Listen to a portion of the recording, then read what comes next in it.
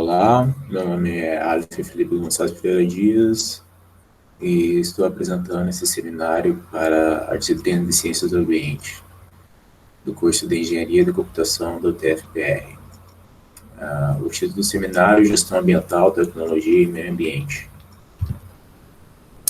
Bem, então, todos sabemos a importância da tecnologia nos dias atuais.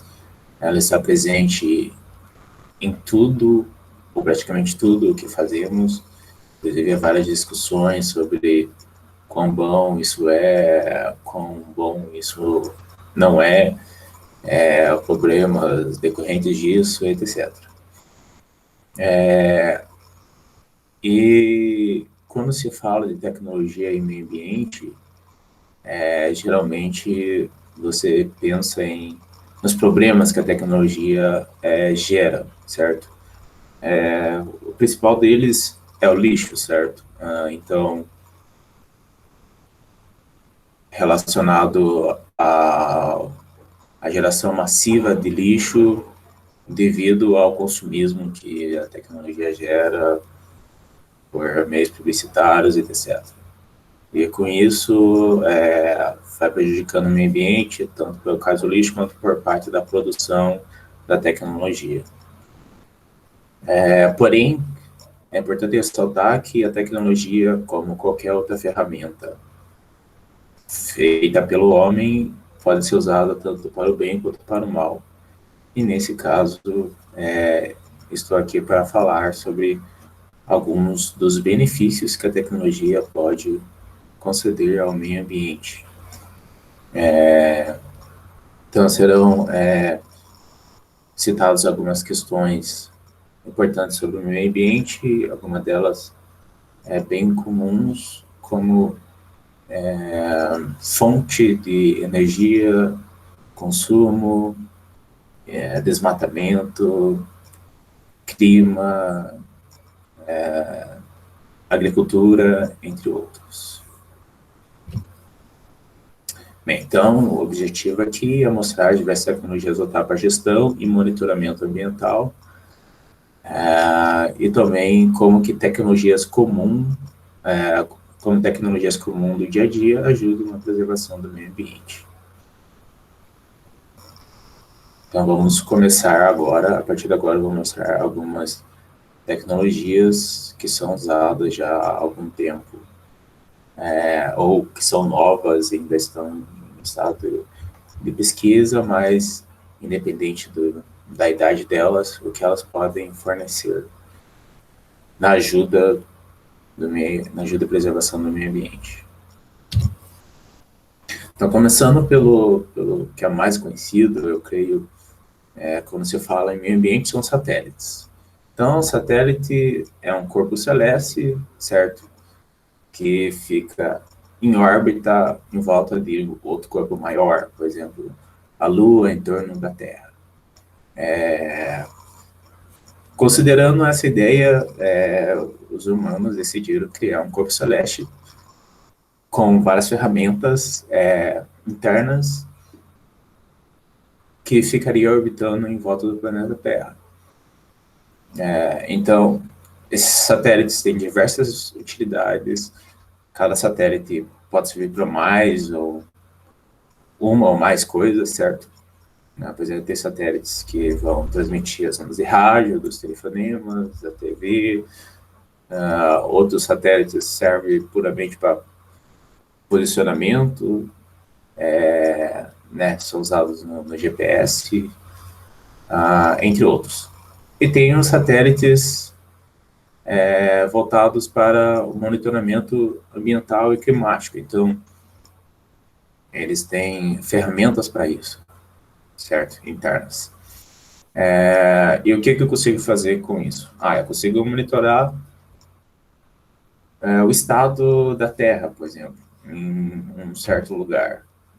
Consigo monitorar a quantidade de árvores que tem, eu consigo verificar ondas climáticas, e é assim que parte desse processo é usado na previsão do tempo, que é o recurso que as pessoas comuns geralmente usam no dia a dia. Então, as utilidades são diversas, porém, um lado importante aqui é verificar desmatamento e queimada, certo? Antigamente, alguém desmatava e você não conseguia saber. Poderia ser no meio da floresta lá, teria um buraco, mas você não tinha visão de cima, então não tinha como você saber o que aconteceu. Agora, com os satélites, é possível saber quando houve um desmatamento. Então, depende qual é a taxa de atualização desses satélites, mas são geradas imagens que profissionais podem usar para verificar qual foi a diferença de uma área verde de um certo período para outro, por exemplo, de um mês para outro. E assim verificar quanto de desmatamento houve, ou se está tendo algum outro tipo de atividade ilegal, etc.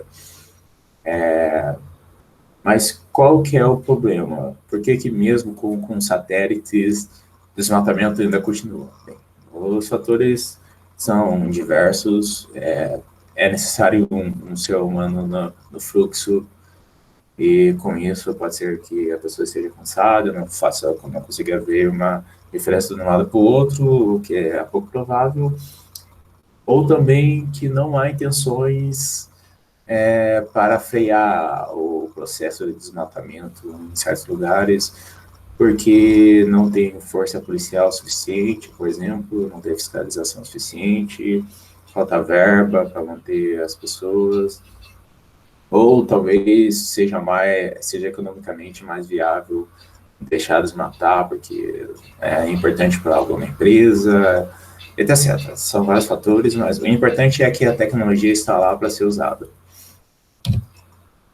Bem, usando ainda essa ideia de visão de cima, nós temos os drones. Então, o que são os drones? São veículos aéreos não tripulados, certo? Então, esse da foto, por exemplo, é um drone pequeno que tem uma câmera. Então, mas tem vários outros tipos de drone, os usados pelo exército, por exemplo, são em forma de avião mesmo, avião pequeno, mas que possui muito mais utilidade do que só ter uma câmera, certo? Enfim, são diversos tipos. Tem drones autônomos, tem drones que não são tripulados, certo? Mas são controlados por controle remoto, entre outros. Eles podem, por exemplo, ser usados no auxílio do monitoramento ambiental. Então, digamos que foi verificado que está tendo um desmatamento em algum lugar pelo satélite, então um drone pode ir lá e verificar a situação com mais detalhes, certo? Devido à sua altitude, que é menor, ele consegue tirar fotos melhores, embora, claro, que depende da resolução da câmera que está no satélite, a foto vai ser tão boa quanto, porém, em geral, o drone consegue pegar certos detalhes. Então, poderia, por exemplo, no caso de desmatamento, na hora que a fiscalização fosse até o local, o drone poderia ser usado para identificar as pessoas envolvidas no ato, entre outras utilidades. Mas o que é mais comum em relação ao meio ambiente são utilidades na agricultura. Então, é usado o drone para verificar qual é a condição da plantação, verificar se está tendo algum animal ou alguma outra situação que está atrapalhando a plantação.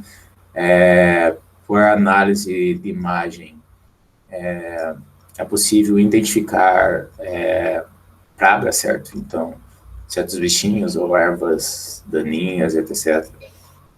E identificando, por exemplo, essas pragas, o que geralmente é feito, certo? É passado veneno em tudo. Se você tem a identificação precisa de onde estão esses problemas, você não precisa passar veneno em tudo, você pode passar veneno em certas regiões ou manualmente ir lá e resolver o problema, por exemplo, arrancar a árvore daninha de tal local. E geralmente, quando é usado só um drone, a pessoa vai lá depois e joga veneno naquela área, porque um por um resolver cada árvore daninha, por exemplo, é muito trabalho numa plantação gigante. Mas enfim, já é melhor do que passar veneno e tudo. Alguns drones maiores, certo, em formato de avião, são usados também para passar veneno na plantação. Então, devido à altura, certo, você consegue despejar o veneno. E se você tiver um bom controle, vai ser melhor do que aplicar próximo, porque de cima você tem uma dispersação maior e pode ser que seja usado menos veneno para obter o mesmo efeito. E também o solo agradece. Então, continuando nesse assunto de sistemas embarcados, de robótica e tal, vou falar de sistemas embarcados. Então, o que são sistemas embarcados? Sistema embarcado nada mais é do que um computador, como esse que você está usando para ver essa videoaula, independente de ser um computador, um desktop, certo? Ou um notebook, ou um smartphone. São computadores e sistemas embarcados também são computadores. A diferença é que no sistema embarcado são computadores com restrições, ou seja, ele tem menos processamento, ele tem menos memória, ele é mais lento, e são específicos. Então, você pode rodar um programa nele, certo? Igualmente, da mesma maneira que está sendo gravado o programa no seu computador nesse momento, você pode gravar um programa, você pode colocar um programa num sistema embarcado, certo? A gente chama de microprocessadores, microcontroladores, para ele fazer alguma coisa. Só que, devido ao fato de armazenamento, velocidade, memória RAM e tudo ser limitado, geralmente são programas específicos. Eles servem para fazer uma ou poucas mais tarefas, certo? Mas são específicos. E com isso chega o momento de falar sobre sensores. Então, sensores são equipamentos que conseguem visualizar o meio em torno dele e transmitir essa informação eletronicamente, seja de forma digital, seja de forma analógica, enfim. E também tem atuadores, e é a maneira que o sistema embarcado usa para se comunicar com o meio. Então, por exemplo, o motor, ele manda um sinal e o motor se mexe, e com isso, aquele sistema embarcado pode se mexer. E geralmente a gente chama esses sistemas que tem um sistema embarcado, sensores e atuadores e robôs. Bem, enfim, por que eu falei tudo isso? Porque no drone, o drone é um sistema embarcado. E esses sistemas embarcados, eles podem ser autônomos ou não, podem ter diversas utilidades ou não, enfim. Sistemas autônomos, no caso, é um programa que a partir do momento que você termina de programar o robô, você pode liberar ele e ele vai fazer tudo sozinho. Não precisa de intervenção humana no processo. Então, o que é mais comum é o aprimoramento de máquinas agrícolas, certo? Então, você tem lá uma colheitadeira, por exemplo, você coloca sensores e um sistema embarcado para ajudar o maquinário, certo? A pessoa que está trabalhando na máquina, a executar um serviço melhor. Então, diminuir, melhorar o processo de colheita, para não matar muitas das plantas no processo, ou no momento de passar veneno, passar a quantidade certa, etc. Mas, né, há pesquisas sobre robôs que podem fazer essas coisas por conta, como no exemplo que eu citei anteriormente, que o drone poderia, de cima, verificar em quais lugares teriam pragas, e daí a pessoa teria que ir lá no local e passar um veneno para matar aquelas pragas. Já que resolver uma por uma seria muito difícil. Bem, esse robô aqui do lado, por exemplo, ele faz a mesma coisa, ele identifica as pragas, a diferença é que ele já resolve as pragas. Então, se tem uma erva daninha, ele já vai lá e tira a erva daninha. Nesse caso, você não precisa utilizar veneno. Então, é claro que essa tecnologia é super cara, mas imagine, você não vai utilizar veneno na sua plantação. Isso é um ganho enorme para o meio ambiente. Bem, esse é um exemplo de um robô móvel, certo? Mas tem robôs que são fixos também. Por exemplo, na irrigação, se sabe que é gasto muita água. É gasto muita água porque são colocados irrigadores em alguns locais e abre-se lá por um certo tempo e é isso. Pode ser que seja a mais, às vezes pode ser que seja menos, enfim. Tem N motivos para se gastar um monte de água e tem como resolver isso, que são robôs fixos, certo? Então, em cá tem vários sensores espalhados, né, o sistema todo. São vários sensores espalhados e esse sistema embarcado é capaz de controlar cada torneira. Então, abrir a quantidade certa para que a planta receba a quantidade certa de água sem desperdiçar água. Como que ele vai saber quando que já está bom? Porque tem sensores no solo, perto da planta, que vai avisar, aqui já está bom, não é necessário mais água nesse local. Então, essas são algumas das utilidades, certo? Na agricultura, em plantação, irrigação, não usar venenos, entre outros. Bem, agora passando para um outro tópico, nós temos, então, o combustível, certo? É uma preocupação em que o combustível fóssil vai acabar, claro. No caso, o diesel, gasolina, entre outros, que são derivados do petróleo, certo? Então, a primeira coisa, uma das primeiras coisas que foram feitas foi, por exemplo, fazer a pesquisa de etanol, que é o combustível derivado da cana, certo? E o Brasil foi um dos pioneiros nesse processo. Mas, enfim, não é suficiente ainda. Se sabe que os carros geram um monte de poluição, certo? Liberação de CO2. Então, o que está sendo feito? Está sendo feito muita pesquisa, aplicado muita tecnologia para que os carros poluem menos. Tem normas agora que as fabricantes devem seguir. Se o carro polui mais do que um certo limite, não pode ser comercializado. E isso só é possível usando tecnologia. Então, a tecnologia é um fator importante na redução da poluição e também na redução do consumo. Então, se está acabando aquela fonte de energia, vamos tentar usar aquela fonte menos. Então, está vindo novos motores, cada vez mais tecnológicos, com vários sensores no carro. O sensor, claro, é do mesmo tipo daquele que eu falei do seu sistema embarcado, a diferença é que nesse caso, alguns sensores, o meio que o sensor está vendo é o próprio carro, né? Alguns veio para fora, mas aí já é outro assunto. E com isso se reduz a poluição e o consumo. Tá, mas isso só vai frear o inevitável, mas ainda vai chegar o inevitável, ok. Então, está sendo feito um monte de pesquisa sobre carros elétricos. Então, temos alguns carros elétricos aqui, que são, o carro pode ser totalmente elétrico, né? Os casos são dois, totalmente elétricos ou híbridos.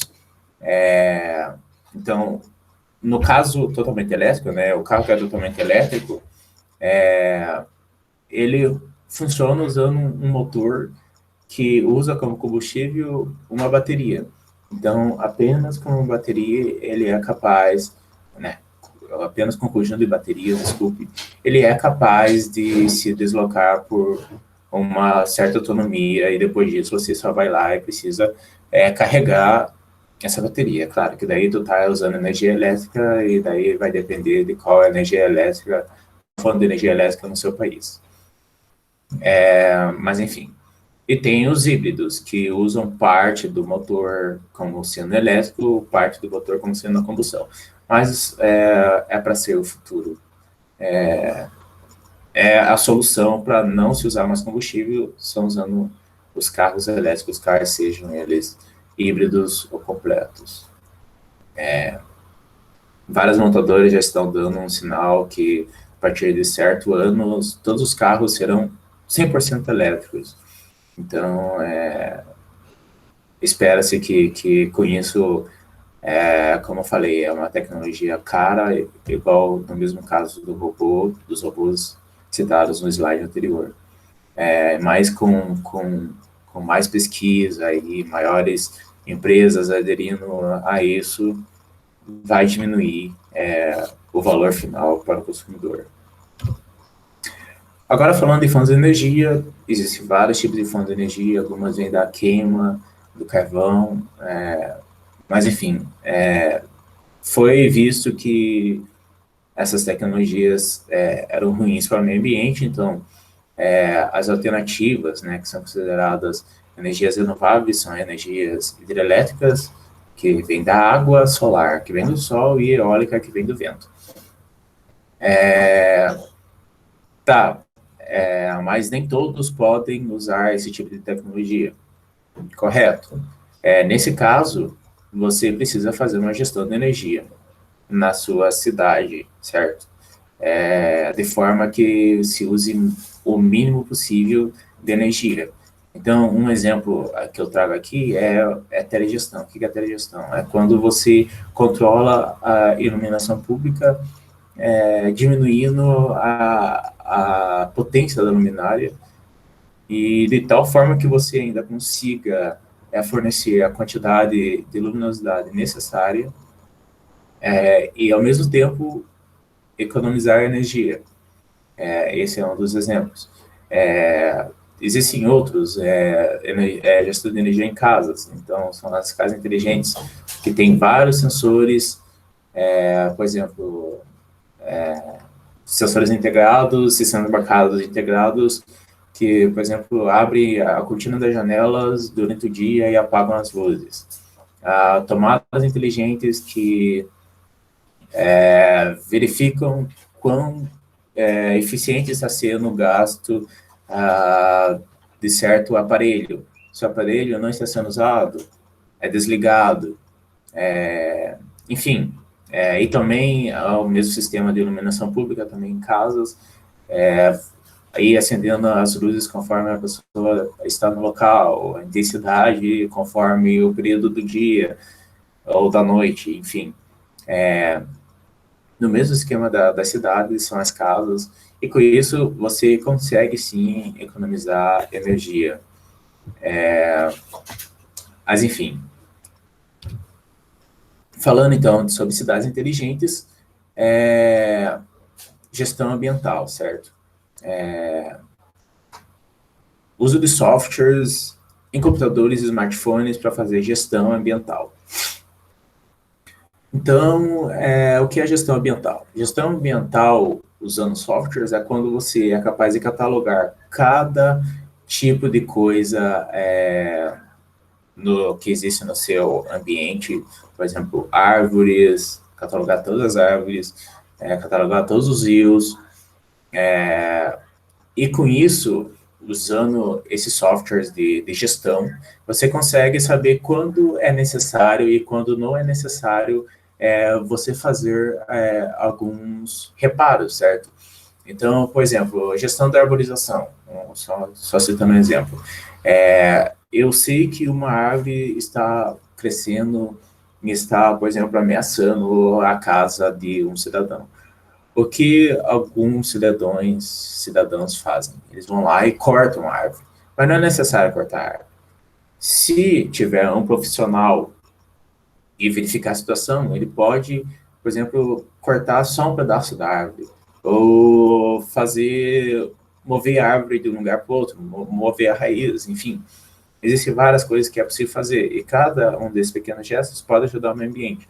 Então, com esses softwares, em computadores e smartphones, pessoas da cidade, certos cidadãos, podem gerar um alerta sobre uma situação, podem falar que, por exemplo, o parque está muito sujo, ou aquela árvore está atrapalhando, ou foi plantada uma árvore em tal lugar, mas ela ali está numa situação ruim, pessoas estão passando por cima, enfim.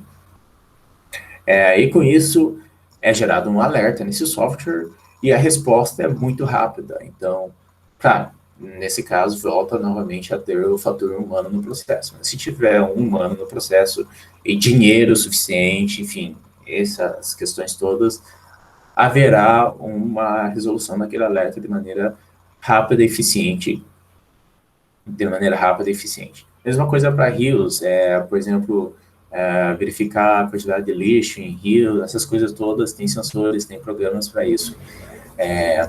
E também gestão de lixo, certo? Existem N aplicativos que você pode usar que vai te ajudar a separar o lixo, certo? Então, aqui no caso, as cidades inteligentes têm sensores nas lixeiras, enfim, mas para uma cidade inteligente é necessário que os cidadãos presentes nela sejam inteligentes também. Então, é necessário que cada um faça a sua parte. Existem N aplicativos que cada um pode usar para ajudar, por exemplo, na gestão do lixo. E isso faz parte da gestão ambiental, porque se o lixo estiver bem separado, é muito mais fácil dar a reutilidade de cada coisa depois, certo? Ou se não pode ser reutilizável, se for dar o processo final de maneira adequada. Bem, enfim, tudo isso que eu falei, vários sensores, vários programas, isso gera o que nós chamamos de Big Data, que é uma quantidade massiva de dados. E o que eu consigo fazer com isso? Muita coisa, certo? São dados e problemas que aconteceu. Eu posso usar esses dados para prevenir que aquele tipo de problema ocorra de novo. Então, se eu verifiquei que se não tiver policiamento, se não tiver nenhum tipo de fiscalização em parques, a quantidade de lixo aumenta 40%. Estou montando um caso aqui, não são dados reais. Então, eu, usando esses dados, vou fazer algo sobre isso. E, no caso, eu irei e sempre terei fiscais presentes em parques. Com isso, eu sei que não vai ter uma quantidade massiva de lixo, por exemplo.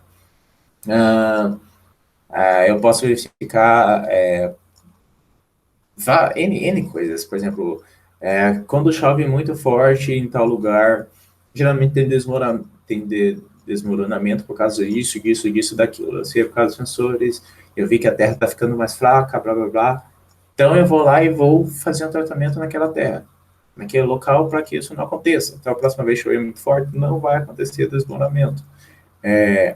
Outra coisa, rápida respostas a problemas. Então, eu já meio que sei qual é o tipo de problema que aquele dado está apresentando, eu consigo ir lá de forma rápida e resolver. Isso também se deve devido ao IoT. O que é a IoT? É a internet das coisas. Então, todos esses sensores que eu falei, eles têm algum tipo de acesso à internet. Então, por exemplo, o robô lá, pode ser que ele não tenha um 3G nele, mas no momento que ele terminar a função dele lá, o trabalho dele, ou o drone, enfim, esses dados serão captados num computador, porque a pessoa vai pegar manualmente, vai inserir um USB lá e vai pegar os dados, por exemplo. Outros já têm acesso à internet. Por exemplo, a maioria dos sensores urbanos, né, que estão presentes nas cidades, por exemplo, que eu falei lá da telegestão, que é um sistema que controla a luminosidade. Ele já tem acesso à internet. Então, essa rede de sensores faz com que, caso seja verificado algum problema, a resposta seja muito rápida para aquele problema. Claro, novamente, tem o fator humano, mas no futuro, esse fator humano é cada vez mais tirado, certo? Sistemas embarcados inteligentes e autônomos é o futuro de qualquer área de trabalho, ou da maioria das áreas de trabalhos, e com isso, muitos problemas são resolvidos que envolvem a atuação do ser humano. Bem, agora falando um pouquinho mais do Brasil, a maioria das tecnologias que eu falei tem no Brasil. Porém, como o Brasil é um país de commodities, certo? Não se importa muito com tecnologia. Não é que não se importa, mas enfim, não é o foco do Brasil. Então, quando você precisa de alguma coisa, a tecnologia é importada. Porém, tem pesquisa no setor agropecuário, sim. Por exemplo, aquele robô que eu mostrei da Universidade do Brasil. Tem vários relatos de pesquisas no Brasil, pesquisadores que depois, por exemplo, durante a faculdade, faz pesquisa nisso e depois consegue bolsa numa empresa séria disso, só que no exterior, enfim. Mas também, como se diz, não há muita movimentação em relação a essas coisas, porque o Brasil é considerado um país que ajuda o meio ambiente, porque a fonte de energia principal deles são as hidrelétricas. E as hidrelétricas são consideradas renováveis, enfim. Mas, é claro que tem outros problemas. Tem, por exemplo, um dos piores problemas da atualidade, que é o desmatamento. Então, isso complica um pouco a situação, certo? Mas não é feito muitas pesquisas sobre isso, infelizmente. Bem, porém, há ainda fatores, pesquisas, por exemplo, telegestão, entre outros, usados para a economia de energia, como eu citei. Então, embora o Brasil não faça algumas tecnologias, certo? Ele usa essas tecnologias. Bem, e no Paraná? No Paraná é uma situação no Brasil, certo? Porém, encontrei alguns casos de empresas que usam o lixo como fonte de combustível, que é algo importante, certo? Você está ajudando no processo de dar um fim para o lixo e você está economizando combustível fósseis. E também outra tecnologia que eles chamam de plantio direto, onde se tem vários sensores na Terra para verificar qual é o processo, qual é a saúde da Terra. O plantio direto usa os restos da produção anterior para plantar nova, então você não fere tanto a terra. Isso ajuda a evitar a erosão. Eles têm sistemas de simulação de chuva, etc. E é um sistema que apareceu no Paraná e é usado já no mundo todo. E, por fim, em Curitiba, vocês sabem que Curitiba é uma das cidades mais inteligentes do mundo, uma das 21 cidades mais inteligentes do mundo. Então, em Curitiba, né, isso significa que tem muita gestão urbana e, com isso, consequentemente, tem gestão ambiental. Então, aqueles casos que eu falei anteriormente, arborização, gestão de rios, gestão de parques, Curitiba tem, ou se ela não tem diretamente, ela tem diretamente, porque ela é lar de empresas voltadas para cidades inteligentes. Então, tem várias cidades com várias propostas para melhorar a cidade, e geralmente está voltado à economia de alguma coisa, e quando você está economizando alguma coisa, você está ajudando o meio ambiente. Por exemplo, a empresa onde eu trabalho, que é a Exat, ela faz softwares para gestão urbana, então tem gestão de árvores, certo? Arborização, tem também gestão de rios, entre outros. É um software que é integrado com o 56, então o 56 é um aplicativo de Curitiba, onde o cidadão pode verificar que tem um problema e avisar para que seja solucionado rapidamente. E também nessa empresa, que é no setor que eu trabalho, é de engenharia, tem a telegestão, que é o que eu já expliquei, relacionado a controle de iluminação pública, que além de controlar a iluminação pública, diminuir o gasto com energia, também verifica a saúde da luminária, de forma que se queimar é trocado na hora, enfim. Isso tudo ajuda na economia de energia.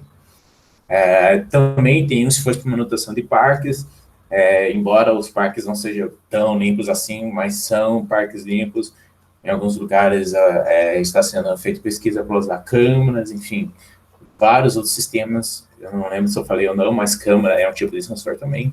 Vários outros sistemas para ajudar no monitoramento dos parques, certo? E também coleta de lixo.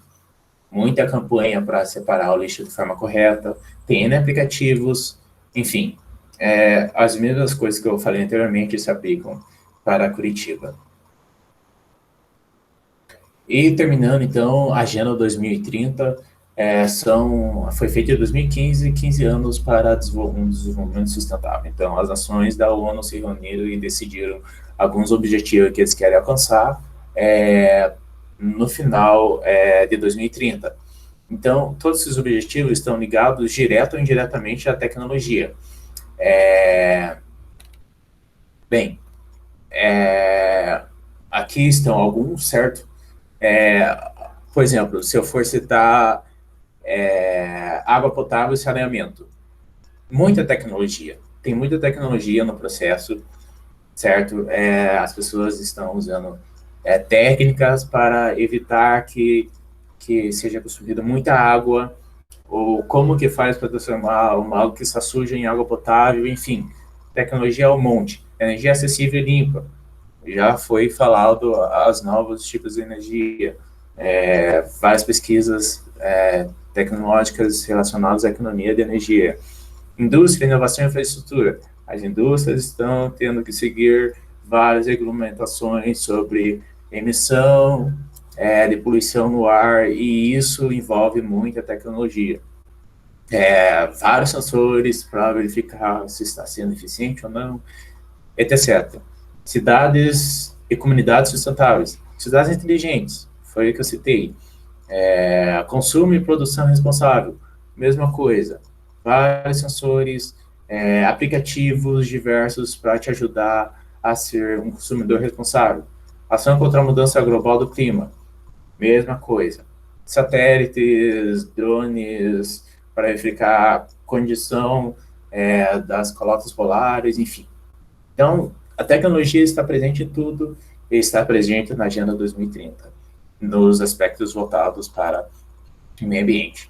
E isso gera uma pressão externa para as empresas. Então, todos sabemos que as empresas estão atrás de dinheiro, certo?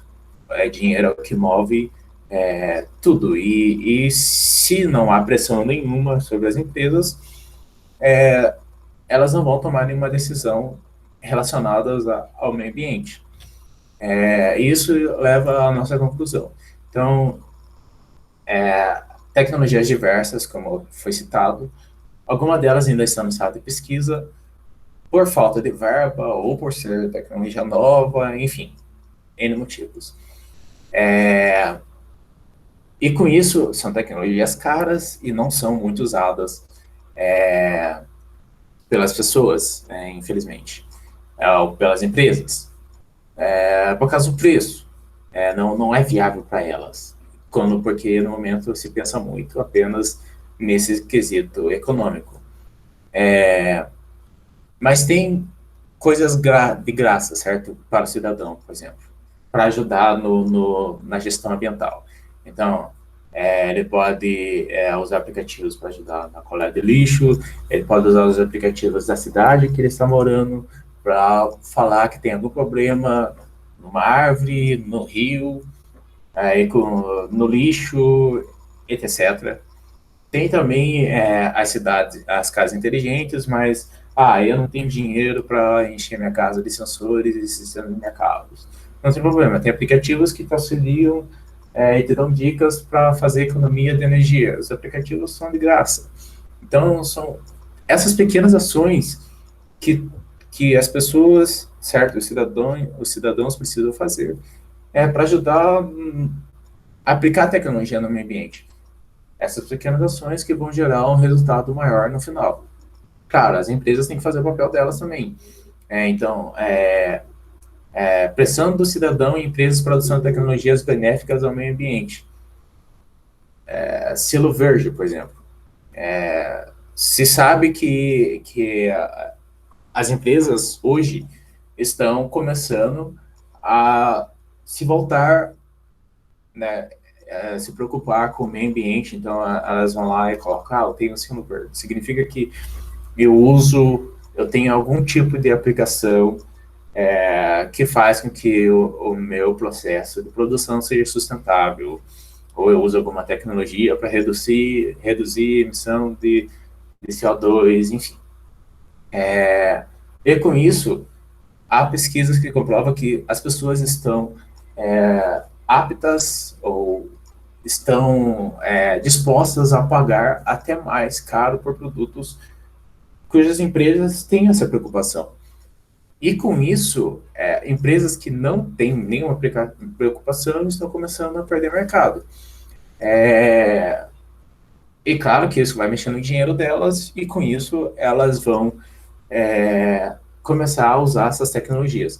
Usando essas tecnologias que estão em estado de pesquisa por parte das empresas, as tecnologias vão começar a ficar mais baratas e ficar mais acessíveis, melhorar cada vez mais, e com isso realmente será aplicado o máximo de tecnologia para o meio ambiente. Porque sabemos que se continuar nesse ritmo, estamos prestes a um colapso, e a tecnologia pode ser um dos fatores para ajudar a frear ou mesmo reverter essa situação.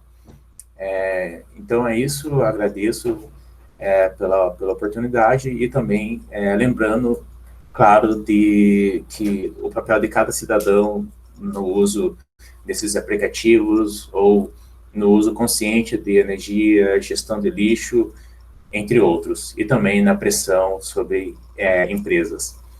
Nem que seja pequenas coisas, por exemplo, na sua própria empresa, por exemplo, substituir o papel por aplicativos, né? O Banco do Brasil é uma empresa aqui no Brasil que tem muita essa propaganda, zero papel.